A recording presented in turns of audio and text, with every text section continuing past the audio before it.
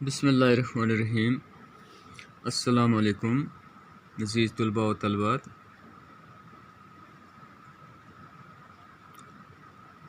मैं Nisar Ahmad, teacher BHS Konagwara, class 9th, subject science, topic diversity in living organisms, dated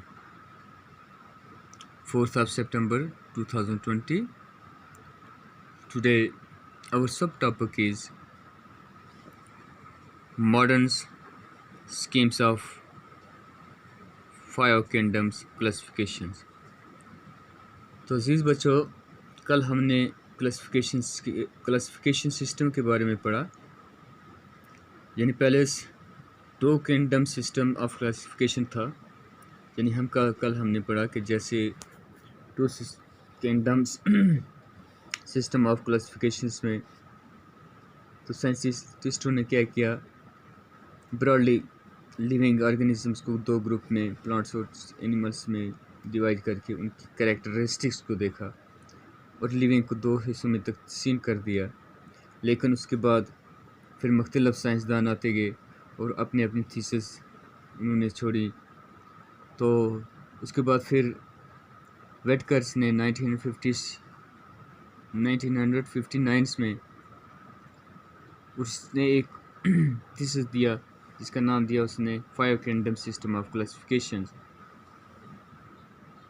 तो उस five kingdom में जैसे किंगडम्स मोनेरा है, किंगडम प्रोटिस्टा है, किंगडम प्लांटी है, किंगडम फंजे, फिर एनिमेलिया, यानी ये 5 सिस्टम आ गए। फिर वेटकर ने अपनी थीसिस दी। तो आज हम ये देखेंगे कि मॉडर्न स्कीम जो है फाइव किंगडम क्लासिफिकेशंस वो क्या है। तो इन 1982 1982 ईस्वी में Margulis and Schwartz revise the five kingdoms classifications. Dear students, 1982 में दो साइंटिस्ट मार्गुलस एंड सक्वर्स ने रिवाइज किया फाइव किंगडम सिस्टम को। It includes one procreatic kingdom. It includes one procreatic kingdom, the procreatics and the 4 eukaryotic kingdom. तो इसने एक procreatic kingdom रखा और 4 eukaryotic kingdom रखे। जैसे कि हम वाकिफ़ हैं कि procreatic क्या है और eukaryotic cells क्या होते हैं सेल की बुनियाद पर।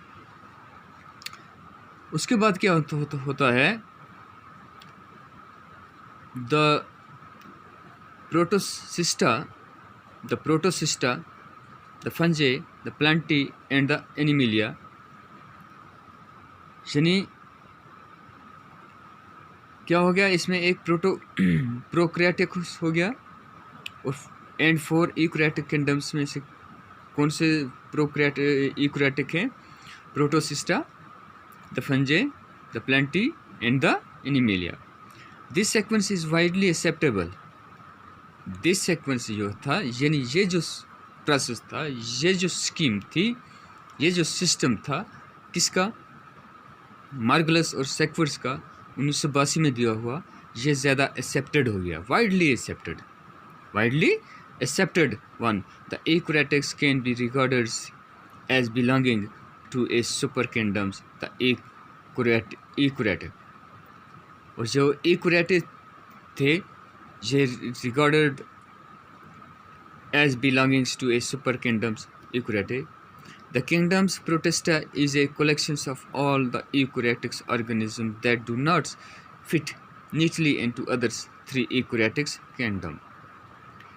Many are unicellular. The Protista contain eukaryotics that are generally regarded as identical or similar to the ancestors of the modern plants, animals and fungi. It includes organisms which resemble early plant, algae, early animals, protozoa and early fungi.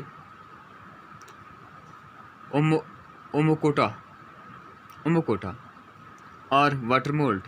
It also include a group known as Slam's mold, which produce spores like the fungi but can creep slowly over surfaces and are therefore motile like animals.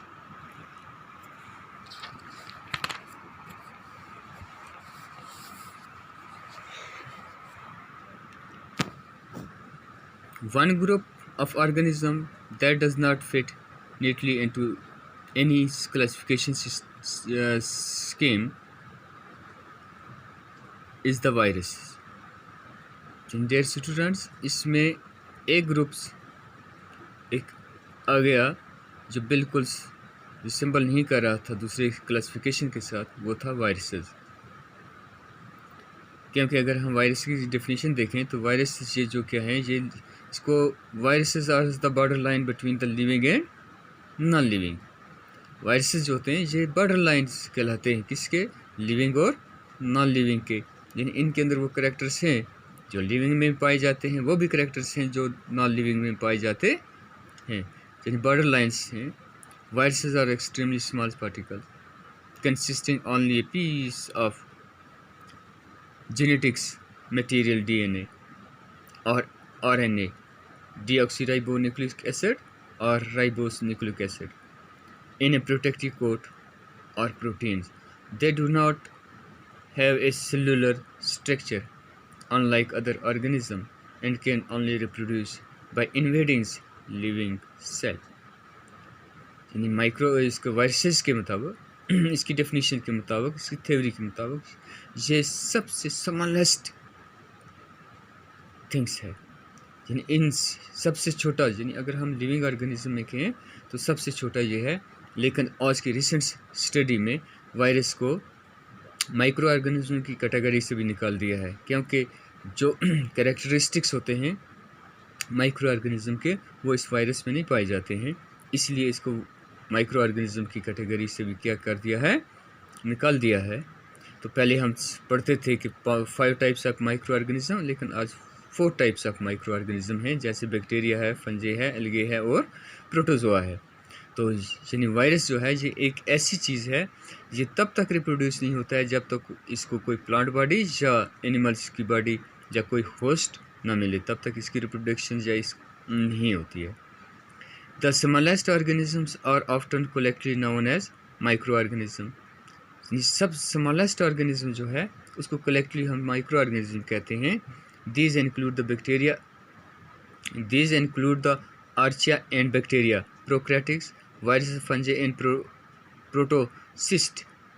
These groupings is useful one for practical reasons because the techniques used in their study are often similar. For example, a microscope is used to see them and style. That is, aseptic techniques are needed for culturing them. The study of microorganisms for a branch of biology called microbiology. तो ये हमारे पास introduction था किसके बारे में, ये हमारे पास हमने इंट्रोडक्शन पढ़ा modern schemes of 5 kingdom classification. तो ये हमारे पास देखिए अजीज़ तुलबा, अब ये क्वेश्चन आते हैं, अब इनको सॉल्व करने की कोशिश कीजिए। पहला है डिफाइन द प्रोटोसिस्टा क्या है, what types of cells is found in bacteria, in list the kingdoms of super kingdoms eukaryotics, what is classification, define viruses अभी पढ़ा, व्हाट आर माइक्रो ऑर्गेनिजम्स अभी हमने पढ़ा, और ये अभी है व्हाट इज़ माइक्रोबायोलॉजी।